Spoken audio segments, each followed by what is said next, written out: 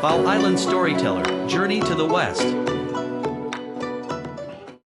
Hey kids, welcome to Bao Island. On Bao Island, every story has a taste. Today's taste is butter and sugar baking under stone arches. This episode, we're in Sanxia and Yingge. Today's story, the Golden Headband. Welcome aboard the Bao Island bus, everyone. I'm your captain. Today we're making 2 stops, both in New Taipei, about 20 minutes apart by road. First, Sanxia Old Street. We're standing on a pedestrian lane flanked by Baroque-style shophouse facades, European-influenced stone arches, ornate carvings, red brick columns, all built in the early 20th century. It looks like someone took a European arcade and filled it with Taiwanese food shops. The buildings are so fancy. I keep expecting a horse-drawn carriage to come through.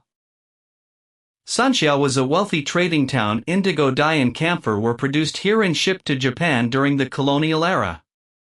The merchants who did well built fancy shophouses to show it. The Baroque style was fashionable at the time, half Europe, half Taiwan, entirely its own thing.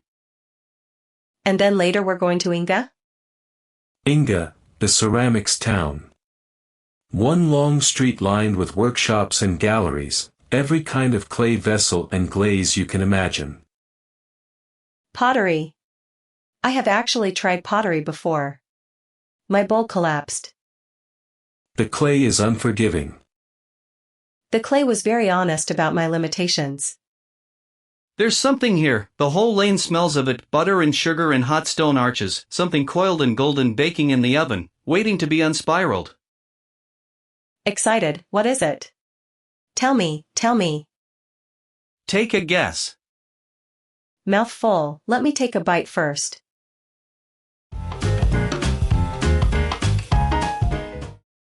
Excitedly, the golden croissant. Literally golden bull's horn. This is the thing you eat in Sanxia. Look at this. It's as big as I expected. Excitedly, it's enormous. This is a spiral pastry as long as my forearm, maybe longer, baked golden brown with a crispy, flaky shell. The dough is layered like a proper croissant but richer and denser. The most famous filling is red bean paste, but there's also taro, black sesame, cheese, and pineapple jam. The outside is crunchy, almost like a very light crackers, and the inside is soft and slightly chewy with the filling baked right through. They bake them fresh here throughout the day. You can see the oven from the street and the trays coming out steaming. The whole lane smells like butter and sugar. The shape, spiral, like a horn, is also a little like a shell. Something coiled, with something valuable inside. Crunching, if you're about to compare this to Sun Wukong. He has been coiled under a mountain for 500 years. Today he comes out. Laughing, mouth full, I accept the comparison. He is a giant golden croissant.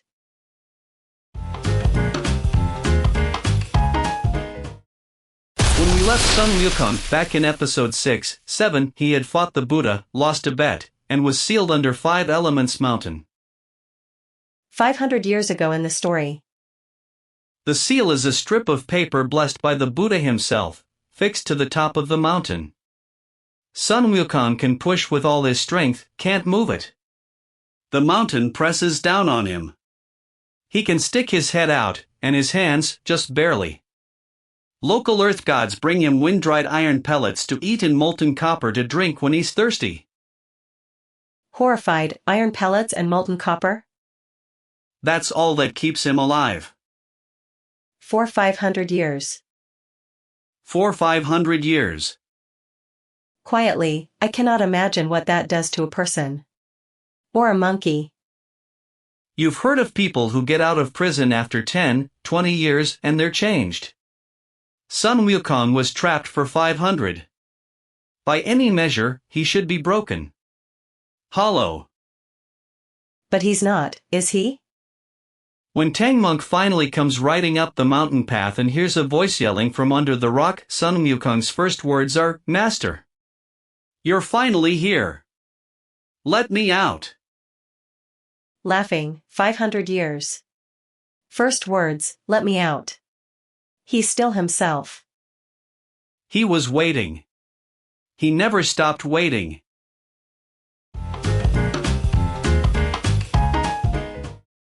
Tang Monk has heard voices coming from the mountain.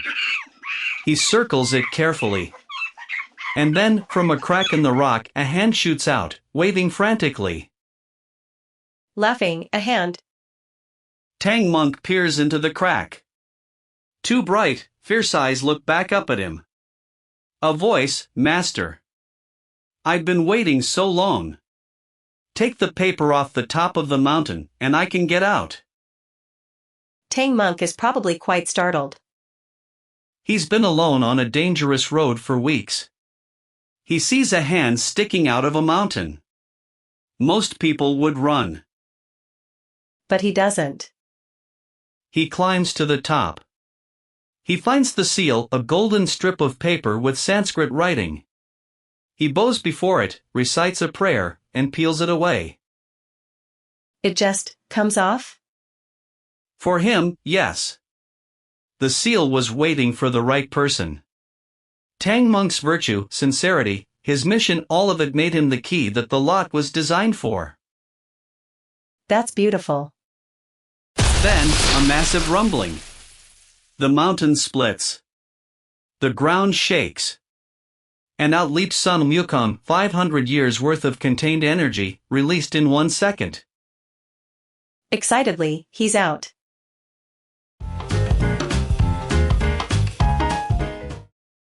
Sun Wukong bursts out, somersaults through the air, once, twice, and then lands directly in front of Tang Monk, kneeling. He kneeled? Full bow. Forehead to the ground. After 500 years he knelt? I would be jumping around screaming. He did that too. Then he knelt. He says, "Master. I am Sun Wukong. I have been waiting for you. Please take me as your disciple. I will protect you all the way to India." Quietly, he knows exactly what the deal is. Guanyin came to him years ago, before Tang Monk even began the journey. She told him, "A monk is coming west. If you pledge to serve him, protect him, 'cause no more chaos, the seal will be broken, and you will earn your freedom." He agreed immediately. He's been waiting knowing help was coming. He knew the monk was real. He just didn't know when. 500 years of any day now. Moved, that is a kind of faith I don't think I have.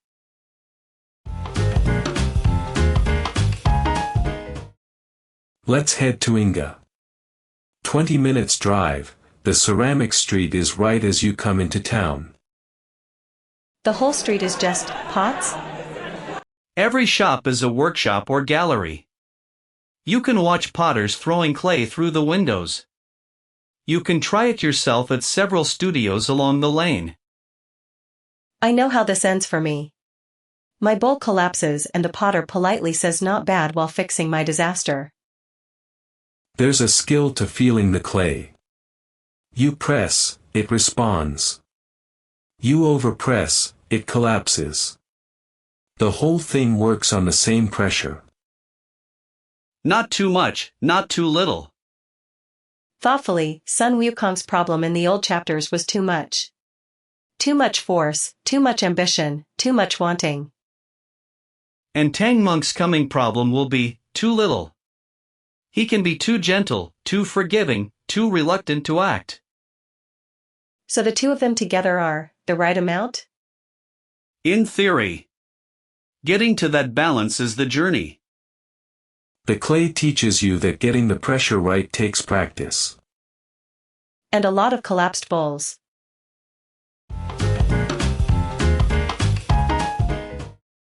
Sun Wukong is free, he's pledged himself, he's walking with Tang Monk. Both are in good spirits. Sun Wukong carries the luggage, leads the horse, is practically vibrating with the joy of being out and moving again. This is going well. And then 6 men step out from the forest.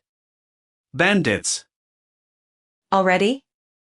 Their names, the book actually names them, and this is a famous joke among scholars, are things like, eye sees delight, ear hears anger, nose smells love, tongue tastes thought, body bears suffering, mind holds chaos. Wait, those are 6 senses, aren't they? Buddhist philosophy counts 6, the 5 physical senses plus the mind. Impressed, yes. Exactly. The 6 bandits represent the 6 senses, the things that pull you away from concentration, from peace, from the path. So Tang Monk's first trial with his new disciple is literally, the 6 senses attacking. The bandits demand everything Tang Monk has. Tang Monk, gentle and frightened, starts to apologize, offer his luggage, explain he's a poor monk on a sacred errand. And Sun Wukong? Sun Wukong puts down the luggage. Very calmly. Cracks his knuckles. Excitedly, oh no. Stand back, master. Laughing, he said stand back?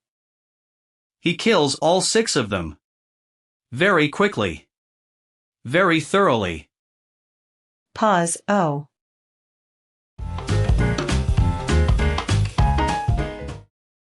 Tang Monk is horrified. They were bandits though. Tang Monk says, you cannot kill. A monk does not take life. Those men, yes, they were bandits. But they were still people. You could have driven them away. You could have frightened them. You killed them. Thinking, is Tang Monk wrong? He's not wrong, exactly. The Buddhist precept is clear, do not kill. Tang Monk lives by this deeply and sincerely. But Sun Wukong has just spent 500 years being sealed under a mountain for causing chaos, and his first act free is killing 6 men. It looks bad. It looks very bad. But they were trying to rob him. Yes. And Sun Wukong's argument is exactly that, they would have killed you, master. I protected you. That's my job. He's not wrong either. And that's the tension that runs for the whole book. 2 completely opposite moral frameworks traveling together, depending on each other, arguing constantly. The deeply kind monk and the violently effective monkey. Neither one can complete the journey without the other.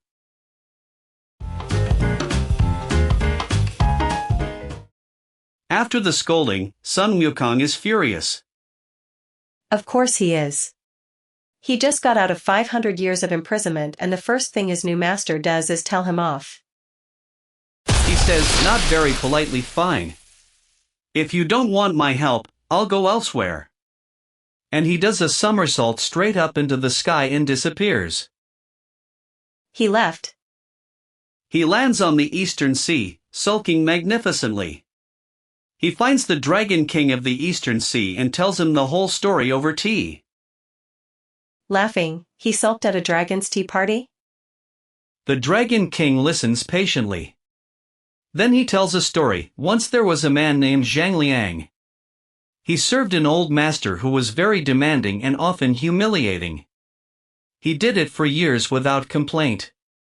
Eventually the master gave him a book of wisdom that made him one of the greatest strategists in history. The things we gain from serving difficult masters are worth more than the dignity we sacrifice. The dragon is giving him a pep talk? Sun Wukong listens. He sips his tea. He says nothing for a long time. Then he puts down the teacup and flies back. Warmly, he went back. He went back.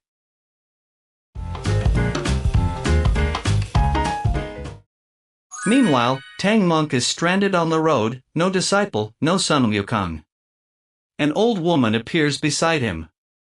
She's carrying a bundle, a brocade cap and an embroidered coat. Suspiciously, old woman? On an empty mountain road? Guanyin. Disguised, again. Of course it is. She gives Tang Monk the bundle and says, if your disciple returns and is willing to wear this, give him the coat. And teach him this spell, it's called the band tightening spell. If he misbehaves, recite it. The headband trick. From episode 12. Pre-planned. Guanyin has been setting this up for a long time. And the spell makes the headband tighten? Tighter and tighter, causing enormous pain until the recitation stops. That is extremely devious. When Sun Wukong returns, sheepish, a little humbled Tang Monk says warmly, "Come, I have a gift for you.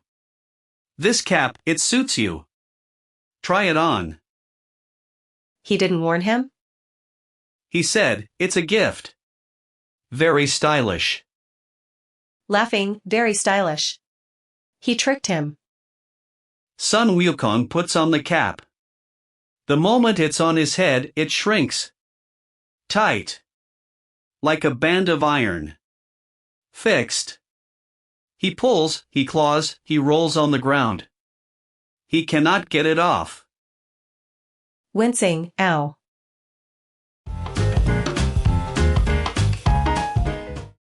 What does he do? Does he break it? He grabs his staff and threatens Tang Monk, "Take this off now."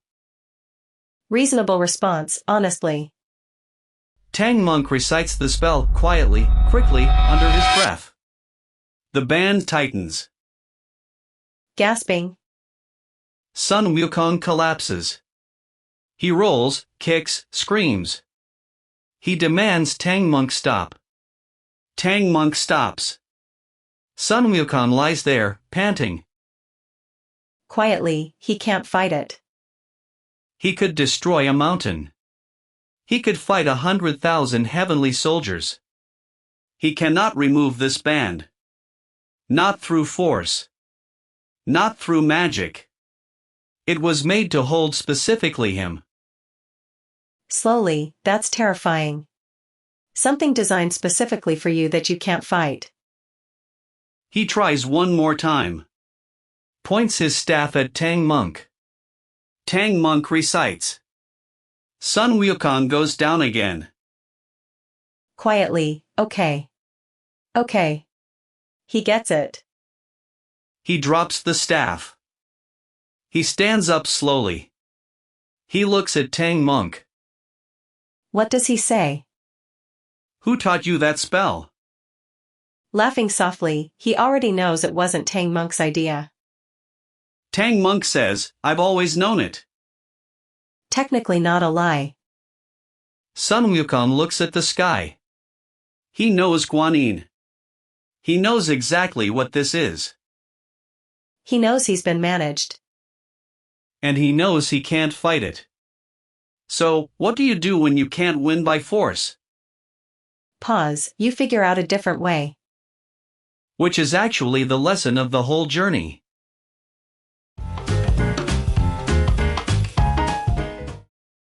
While you were talking, Bao tried the pottery wheel. Laughing, my bowl collapsed again.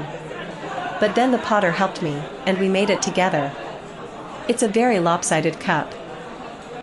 What did it feel like when it worked? Thoughtfully, like the clay was agreeing with me. When I pushed too hard, it fell apart. When I let it find its shape a little, it came together. The potter didn't fight the clay. She moved with it. She knew where it wanted to go and helped it get there. Her hands did less than I expected. Sun Wukong has been fighting everything: heaven, the Buddha, the mountain, now the headband. All force, all resistance. And maybe the journey is going to teach him to be more like the potter. Less force. More, listening to the shape of things. Less resisting.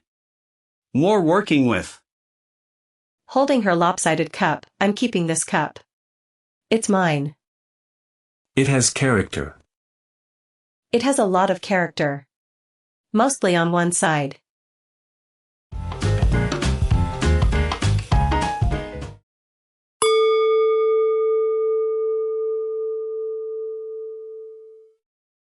time to wrap up. The ceramics shops in Yingge are closing for the evening, one last cup being fired, one last glaze drying in the rack. Today we visited two neighbors of New Taipei, Baroque Sanxia, where the shophouses are more ornate than anyone expected, and Yingge, where clay becomes something lasting. We ate a golden croissant as long as your arm, crispy, flaky, rich with red bean, and watched potters shape cups from nothing. And we heard the chapter everyone has been waiting for, Sun Wukong freed from under the mountain, meeting Tang Monk, killing 6 bandits representing the 6 senses, running away to sulk at a dragon's tea party, and coming back. Getting the golden headband. Learning that not everything can be solved with a staff. He can't take it off.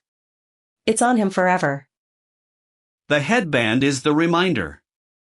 Every time he wants to use pure force where wisdom is needed, the reminder tightens. He needed a teacher. And not just any teacher. One patient enough to wait out a 500-year-old monkey. Next time, New Taipei Woolite Waterfalls, a tile indigenous culture, mountain food. And the story, Eagle Grief Stream, a dragon who swallowed a horse. Guanyin explains the dragon's backstory, and the white horse appears, the horse that will carry Tang Monk all the way to India and back. The white horse. I've been waiting. Softly, the clay remembers your hands, even after the bowl is done. On Bao Island, stories grow up with you.